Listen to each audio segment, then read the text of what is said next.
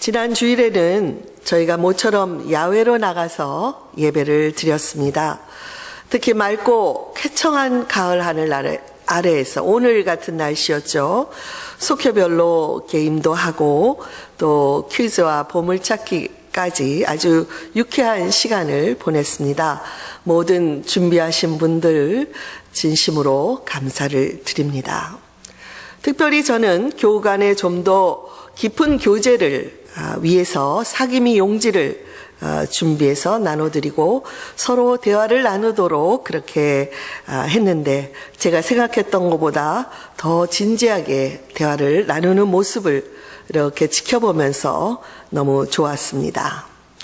저는 우리 교우들의 그런 모습을 보면서 문득 초대교회의 모습을 떠올려 보았습니다. 아마도 그리스도인들의 가장 독특한 특징을 말한다면 이전에 우리가 서로 알지 못했던 사람들끼리 예수님을 믿고 영적인 가족이 되어 한 교회 공동체에 속해서 서로 사랑을 나누게 되었다는 것입니다. 이것은 교회가 존재하는 이유이자 본질이기도 합니다. 우리 공동체에서 행하는 모든 사역과 봉사와 선교가 이 사랑의 동기를 실천할 때 자연스럽게 이루어지는 것이라고 믿습니다. 이것은 우리 예수님께서 십자가에 죽기 전에 제자들에게 당부하신 말씀이기도 했습니다. 요한복음 13장에서 새 계명을 너희에게 주노니 서로 사랑하라. 내가 너희를 사랑한 것 같이 너희도 서로 사랑하라. 너희가 서로 사랑하면 이로써 모든 사람이 너희가 내 제자인 줄을 알 것이다. 저는 잘할 수 있는 것도 별로 없고 또 큰 욕심이 없는 목사이지만 여러분도 동의하시죠? 제가 꼭 한 가지만큼은 욕심을 내고 싶습니다. 그것은 우리 교회 교우들이 서로 사랑하며 서로 품어주며 진정한 그리스도인의 그 사랑을 나누는 그런 공동체가 되는 것입니다.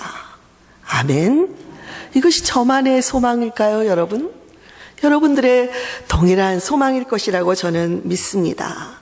저는 교회의 모든 일을 완벽하게 잘해야만 한다고 생각하지는 않습니다. 부족하면 부족한 대로 우리가 최선을 다하지만 그 부족한 부분이 아직도 있다면 오히려 그 부분을 채워줄 수 있는 하나님의 사랑을 경험할 기회다라고 생각하곤 합니다. 반대로 모든 일을 완벽하게 했을지라도 거기에 사랑이 빠져 있다면 그것은 진정한 교회의 본질에서 멀어져 있는 모습이라고 생각합니다. 우리 초대교회의 성도들도 어떤 어려움이나 환난이 닥쳐도 핍박 속에서도 주님의 이 말씀, 요한복음의 이 말씀을 기억했고 그들은 목숨까지 내어놓으며 사랑을 실천했던 것을 우리가 성경을 통해서 볼 수 있습니다. 그런데 여러분, 그 사랑의 범위, 우리가 어디까지 사랑을 해야 할까요? 우리가 아무리 열심히 사랑하고 우리가 가지고 있는 이 적은 것을 많이 나누려고 노력할지라도 이 세상에는 항상 가난한 자들, 빈곤한 자들, 소외된 약자들이 존재할 것이기 때문입니다. 그렇다고 아예 처음부터 포기해야 할까요? 아닙니다. 주님께서는 팔레스타인의 그 좁은 지역을 오가시면서 많은 기적과 사랑을 베풀어 주셨지만 언제나 주님의 사역의 범위는 팔레스타인에 또는 예루살렘에 국한된 것이 아니었습니다.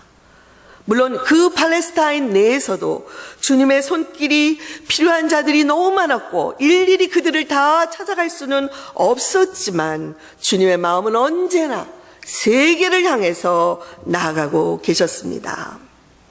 잘 아시는 대로 마태복음 마지막 28장에서 제자들에게 주신 지상 최고의 유언이자 명령은 너희가 모든 민족을 향해서 나아가서 제자를 삼으라는 말씀이었고 마가복음에서는 온 천하에 다니면서 만민에게 복음을 전하라고 부탁을 하셨습니다. 결국 이 예수님의 유언대로, 말씀대로 제자들은 예루살렘에서의 핍박을 피해서 세계로 원치 않았지만 흩어져 가면서 복음을 전하게 되었습니다. 바울은 터키와 유럽과 스페인에까지 가서 복음을 전하는 전도여행을 했고, 요한과 베드로 역시 세계의 수도였고 중심지인 로마에까지 가서 복음을 전했습니다. 그 외에도 전해지는 이야기에 따르면 마태는 에티오피아로 갔고 도마는 인도에까지 가서 복음을 전한 것으로 알려져 있습니다. 이처럼 예수님은 복음이 예루살렘과 팔레스타인 안에만 머물러 있는 것을 원치 않으셨습니다. 그렇다고 아무나 누구나 전문적인 선교사들처럼 해외로 나갈 수 있는 것은 아니었습니다. 그러면 어떻게 해야 될까요? 저는 우리가 일상의 삶을 살면서도 우리의 삶의 자세는 얼마든지 세계를 품고 세계를 향해서 나아갈 수가 있다고 믿고 있습니다. 우리 가정과 교회뿐만 아니라 우리의 지역사회와 우리가 살고 있는 이 나라, 더 나아가서는 지구촌 전체가 우리의 관심의 대상이 될 수 있다고 믿습니다. 그러므로 우리 교회 안에도 목사님 여기서도 할 일이 많잖아요. 여기 안에서도 굳이 할 것이 얼마나 많습니까? 라고 생각하고 모든 사역의 범위가 교회 안에만 머물러 있다면 그것은 주께서 기뻐하시는 일이 아닐 것입니다. 오늘 본문의 내용을 보면 오순절날 성령이 임하고 사도들과 제자들이 성령으로 충만함을 받았습니다. 120여 명이 기도에 전심하다가 성령의 충만을 받고 각 사람이 각 나라의 방언으로 이제까지 들어보지 못했던 그 나라의 외국어로 말을 하기 시작을 했습니다. 당시에는 이 예루살렘의 명절을 지키기 위해서 흩어져 있던 많은 유대인들이 이 예루살렘에 와 있었는데 각기 자기 나라의 언어로 말하는 이 제자들을 보면서 기이하게 여겼습니다. 어떤 사람들은 술 취한 모양이야 하고 조롱까지 했습니다. 그러자 베드로가 일어나 말씀을 선포하기 시작합니다. 베드로는 우리가 읽지 않았지만 본문 앞부분에서 구약의 선지자를 통해서 요엘 선지자, 다윗, 이러한 구약의 사람들을 통해서 메시아로 예언된 분이 바로 예수 그리스도셨고 그분이 메시아로서 오셨지만 이스라엘 백성들이 그분을 알아보지 못하고 십자가에 못 박았다고 증언을 했습니다. 베드로는 이제까지 사람들 앞에서 설교를 했던 경험이 없었지만 이렇게 초보 설교자였음에도 불구하고 사람들은 그의 말씀을 듣고 마음에 깊은 찔림을 받았다고 기록하고 있습니다. 저는 이것이 베드로의 능력이기보다는 베드로에게 임한 그 강력한 성령께서 듣는 이들의 마음을 열고 그들 안에서 자신의 죄를 깨닫도록 역사해 주셨기 때문에 가능한 것이었다고 생각합니다. 그러므로 저와 여러분이 예배 드릴 때에 우리에게 가장 우선되어야 될 기도 제목은 무엇일까요? 아마도 우리 예배를 위한 기도회에서 가장 먼저 기도하리라고 제가 생각하는데 그것은 성령의 충만함이 임하는 예배가 되기를 원합니다 일 것입니다.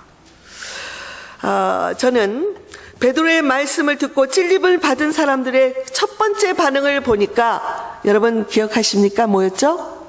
우리가 어찌할꼬 가슴을 치면서 어찌할꼬 말씀을 드릴 때 성령께서 우리의 삶을 돌아보고 성찰하도록 도와주시면 우리는 어찌할꼬 어떻게 하면 좋단 말입니까? 회개를 하고 삶의 변화를 결단하게 되는 것입니다. 그러나 아무리 말씀을 많이 듣는다 할지라도 그 마음에 깨달음과 성찰이 없으면 말씀의 능력도 삶의 변화도 체험하지 못할 것입니다. 베드로는 어찌하면 좋습니까? 우리에게 알려주십시오 라고 묻는 백성들을 향해서 세 가지로 답변을 했습니다. 먼저 주님께 회개하십시오. 그리고 주님의 이름으로 세례를 받으십시오. 그리고 그러면 성령을 받을 것입니다.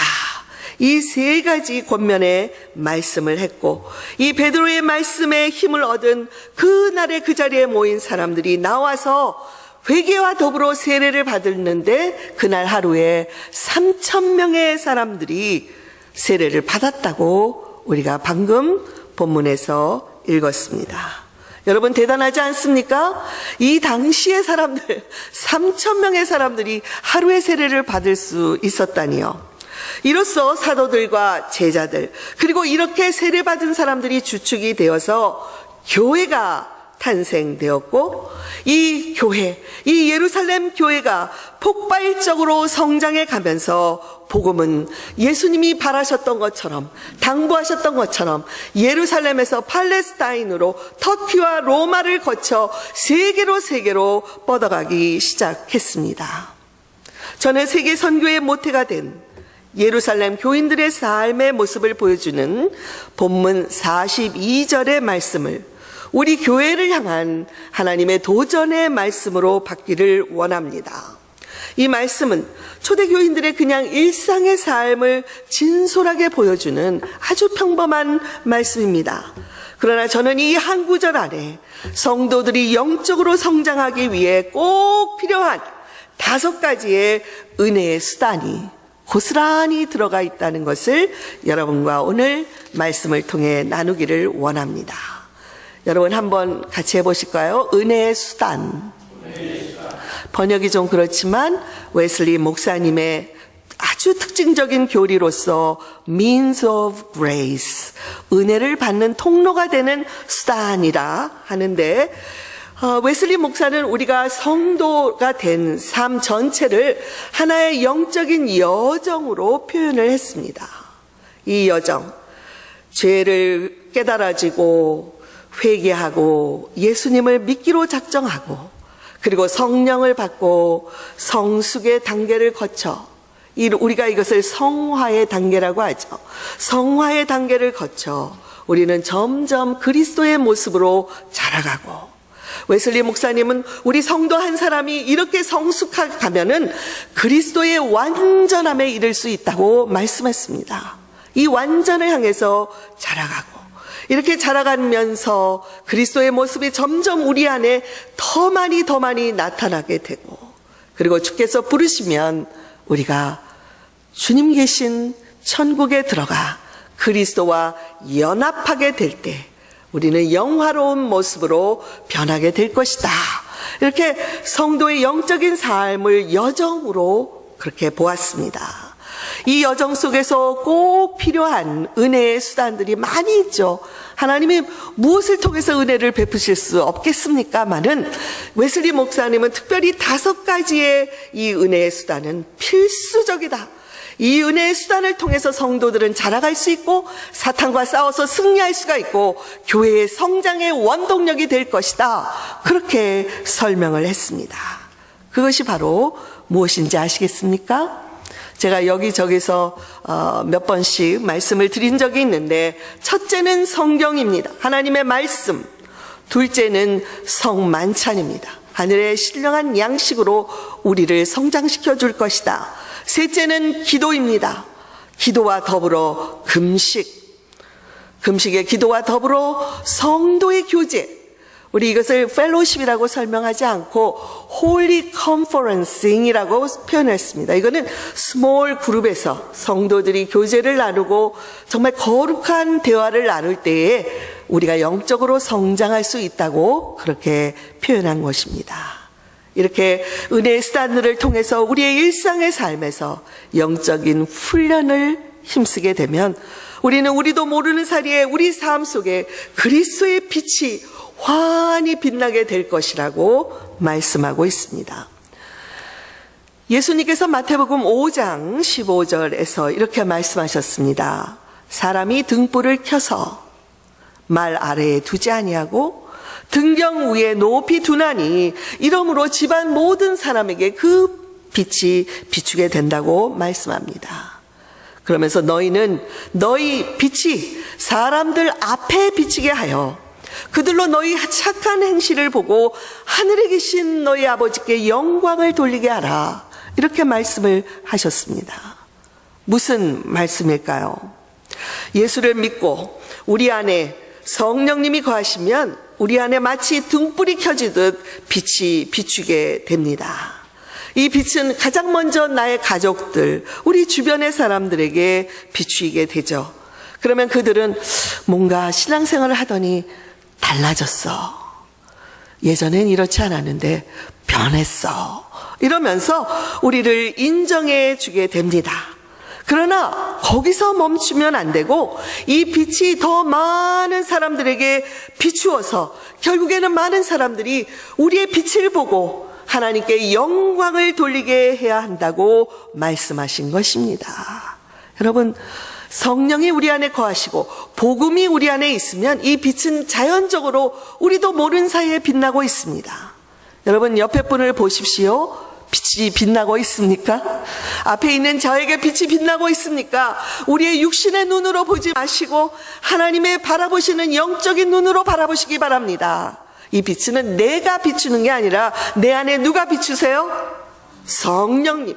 하나님의 약속대로 선물로 주신 성령이 계시면 비추이게 된다는 것입니다. 이 빛을 사람들이 보고 하나님께 영광을 돌리는 것, 그것이 바로 우리 주님께서 너희가 열심히 교회를 통해서 성장해야 한다라고 하신 말씀의 의미인 것입니다. 이렇게 예수님은 우리 안에 켜진 등불이 우리 안에만 머물러 있으면 안 되고 개인에서 가족, 교회, 그리고 교회에서 지역사회로 더 나아가서 지구촌 세계로 뻗어가도록 해야 한다고 말씀하셨습니다. 저는 여러분들을 보면서 여러분 안에 비치고 있는 진리의 빛은 안에만 간직될 수 없고 밖으로 퍼질 수밖에 없다는 것을 보게 됩니다. 여러분도 알지 못하는 이 빛. 여러분, 우리 교회 2014년의 표가 무엇입니까? 일어나 빛을 발하라. 여러분, 우리가 알게 모르게 이 기도를 계속 해오면서 지금 9월의 마지막 주일이 되고 있지만 우리 눈에는 변화가 없는 것처럼 보이지만 이 기도와 이 말씀이 우리 안에 스며들어 빛을 발하고 있다는 것을 믿으시기 바랍니다. 우리가 인정하지 않으면 누가 인정하겠습니까?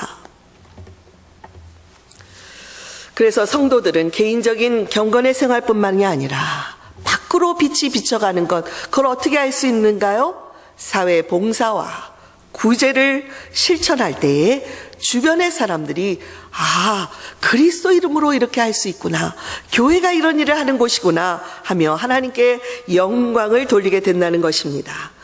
웨슬리 목사님은 이런 교리를 가르쳤을 뿐만 아니라 실제로 자기 삶 속에서 홀리 클럽, 신성 그룹이라는 소그룹 모임을 조직해서 옥스퍼드의 학생들과 함께 이렇게 말씀과 성찬식에 아주 규칙적으로 참여했고 금식과 기도의 생활을 실천했으며 시간을 정하여 일주일에 몇 번씩 양로원이나 고아원, 형무소, 병원들을 방문하여 하나님의 사랑, 그리스도의 사랑을 실천하려고 노력했습니다. 이로보건대 구원은 값없이 주시는 것입니다. 선물로 받기만 하면 됩니다 라는 말은 우리가 아무것도 하지 않아도 된다는 의미가 아니라고 생각합니다. 구원은 값 없이 우리가 받는 것이지만 이 구원의 선물은 형용할 수 없는 값진 것이기 때문에 우리의 노력, 우리의 최선을 다하는 그리스도의 사랑의 실천이 우리 삶 속에서 나타나야 한다고 말씀한 것입니다. 그래서 미국 역사에 보면 감리교도들, 특별히 감리교 교인들, 이러한 교리를 가지고 있는 감리교 교인들은 적극적으로 사회 봉사에 나섰고, 그리고 백악관으로, 그리고 국회로 가난한 자, 소외된 자를 위해서 대변으로서의 역할을 감당해 왔습니다. 이것이 바로 우리가 가지고 있는 감리교의 이런 5가지 은혜의 수단, 그거로 말미암아 하나님께 영광을 돌리라는 그런 가르침 때문이었습니다. 저는 목회 칼럼에도 썼지만 우리 교회가 속해 있는 버지니아 연회에서는 지난 6월에 우리 교회가 세계를 품고 사랑을 실천하기 위해서 에이즈 그리고 결핵과 더불어 세계 3대 질병 중에 하나로 꼽히는 말라리아 퇴치를 위해서 지금 세계에서 벌이고 있는 Imagine No Malaria라는 운동에 참여하기로 결정을 했습니다. 어제 우리가 지방의 모임에 참석해서 여러분들이 함께 갔는데요. 거기서 모아진 모든 헌금도 이 Imagine No Malaria, 말라리아 퇴치 운동에 보내지게 됩니다.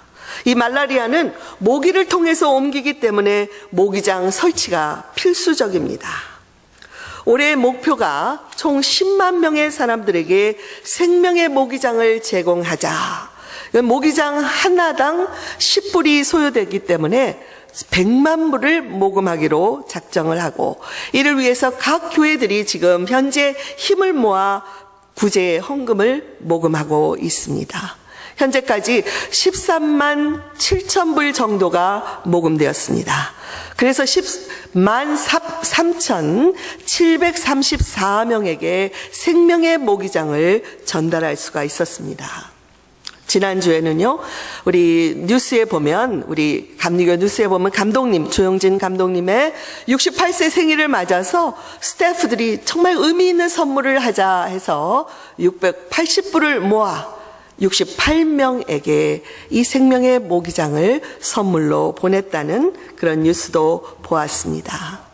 우리 교회는 지금부터 추수감사절까지 이 말라리아 퇴치 운동을 위한 구제 헌금을 모으려고 합니다. 1년 중 가장 감사가 넘치는 이 계절에 우리가 얼마가 되었든지 우리 교우들의 사랑을 담아서 죽어가는 자들의 생명을 구하는 뜻깊은 일에 사용할 수 있기를 바랍니다.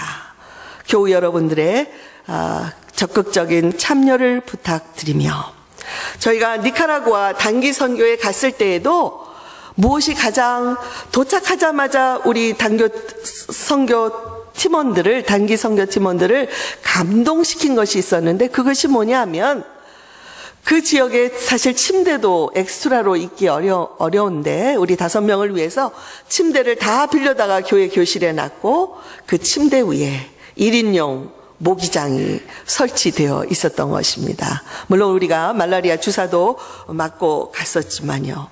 이러한 사랑의 도구, 사랑의 통로가 되는 이 구제 사역에 우리 교회도 함께 동참하게 되기를 바랍니다. 이제 이 42절에 나와 있는 예루살렘 교회가 폭발적으로 성장할 수 있었던 성도들의 삶의 모습을 살펴보면서 우리 교회에게 주시는 하나님의 말씀을 함께 상고해 보기를 원합니다. 첫째는 사도의 가르침이 있었습니다. 자, 사도의 가르침. 이것은 사도들을 통해서 하나님의 말씀을 배우고 듣고 깨닫게 되었다는 것을 의미합니다. 성도들에게 있어서 하나님의 은혜를 경험할 수 있는 가장 기본적인 것은 성경 말씀입니다. 성경을 읽고 듣고 스스로 연구하고 묵상하고 암송하는 나아가서 그 말씀을 삶에 적용하기까지 우리가 말씀에 푹 젖어서 살아가는 사람들은 영적으로 성장하게 되어 있습니다. 그러므로 교우 여러분, 혼자서 성경을 읽고 묵상하는 이 경건의 생활을 힘쓰시고 홀로 하기가 힘들 때에는 성경을 공부하는 자리에 참석해서 말씀과 늘 가까이 하시기를 바랍니다. 억지로라도 말씀의 자리에 나오면 가랑비에 옷 젖듯이 우리의 삶에 말씀의 은혜가 넘치고 우리를 영적으로 성숙하게 하는 원동력이 되어줄 것입니다. 감사하게도 우리 교회에는 준비된 교사들이 있어서 토요일과 주일에 3개의 성경 공부가 지금 진행되고 있습니다. 이제 막 시작한 주일에 그 증인의 삶 반에 우리 많은 분들이 참석했다는 얘기를 들었습니다. 우리 교회에 정말 많은 숫자죠. 그래서 아주 좋은 시간이 되고 있다는 고무적인 말씀을 들어서 감사할 뿐입니다. 둘째는 성도의 교제가 있었습니다. 함께 할까요? 성도의 교제. 이것은 단순히 함께 식사하고 대화를 나누는 그 이상을 말합니다.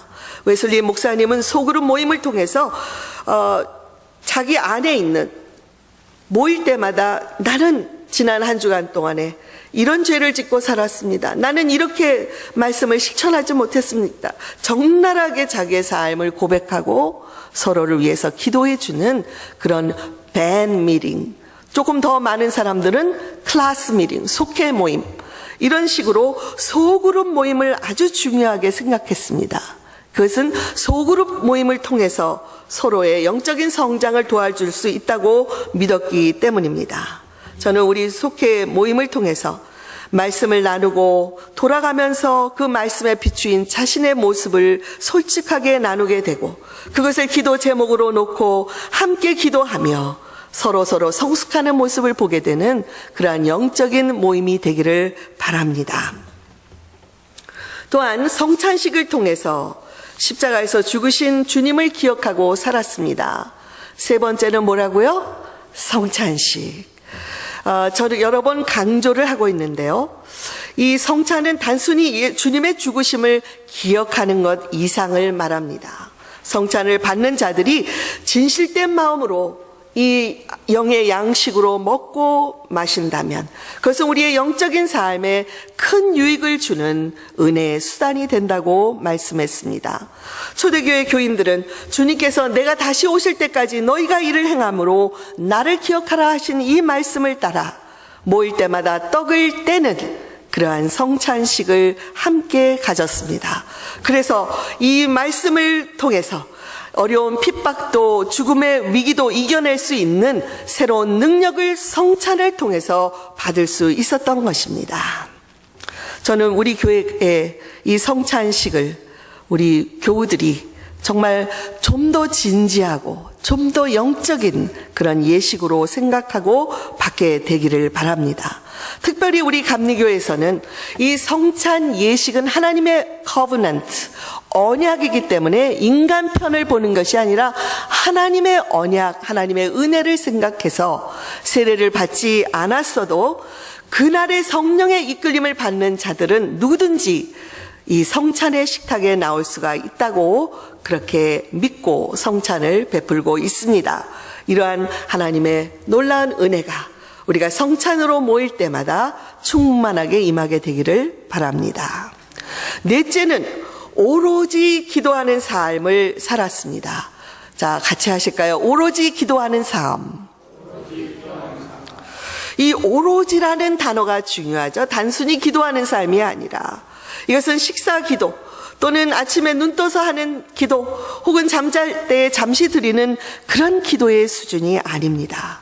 전심을 다해서 기도를 드렸다는 것이고 필요할 때는 이 오로지 기도하기 위해서 먹는 시간도 아껴가며 금식을 했다는 그런 기도의 삶을 의미합니다.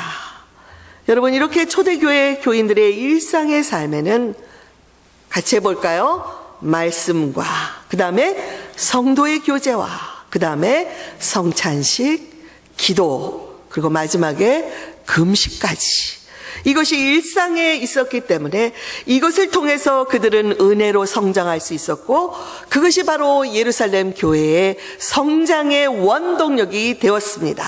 결국 이들을 통해서 그 유대인들의 무시무시한 핍박을 두려워하지 않고 복음은 담대히 세계를 향해서 뻗어갈 수가 있었던 것입니다.